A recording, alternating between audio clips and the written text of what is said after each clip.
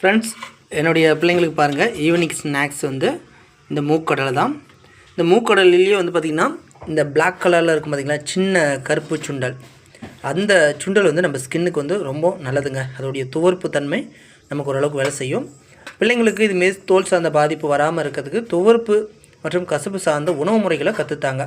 இப்போ என்னுடைய பிள்ளைங்களுக்கெல்லாம் சேஃப்டியாக இதுமாரி ஹெல்த்தி ஃபுட் கொடுத்துட்ருக்குறேன். இது காரணம் என்னென்னா, என்னுடைய பாட்டிக்கு இருந்துச்சு இந்த ஒயிட் பேச்சஸ். இப்போ எனக்கு இருக்குதுங்கிறதுக்காக பிள்ளைங்களுக்கு வந்துருமாங்கிற பயம் கிடையாது. ஆனால் பாட்டிக்கு இருந்தால் பேராண்டி பேத்திக்கு வரலாம். அதுதான் பரம்பரை ரீதியாக வர்றது. இடையில் இப்போ நமக்கு இருக்குது, பெற்றோருக்கு இருக்குதுன்னா பிள்ளைங்களுக்கு வரும்னா அது வராது. நமக்கு இடையில் வந்தது, அது ஏதோ ஒரு காரணத்தினால வந்திருக்கும். எதுவாக இருந்தாலும் வருமுன் காப்பது சிறந்தது. அது ரொம்ப எளிமையாகவும் அதை வந்து உணவு முறைகளில் இப்படி கொடுத்துட்டு வந்தீங்கன்னா, அதாவது கசப்பு, துவர்ப்பு, இனிப்பு, புளிப்பு எல்லாம் கலந்துமே கொடுத்தா பிரச்சனை இல்லை. ஆனால் பிள்ளைங்களுக்கு என்ன பண்ணுறீங்கன்னா, இன்றைக்கி கசப்பு துவர்ப்பை கண்ணில் காமிக்கிறதில்ல. அதுமாரி போகக்கூடாது, செய்யக்கூடாதுங்கிறத தான் இதுமாரி ஸ்நாக்ஸில் துவர்ப்பு சார்ந்ததில் இந்த கருப்பு சுண்டல்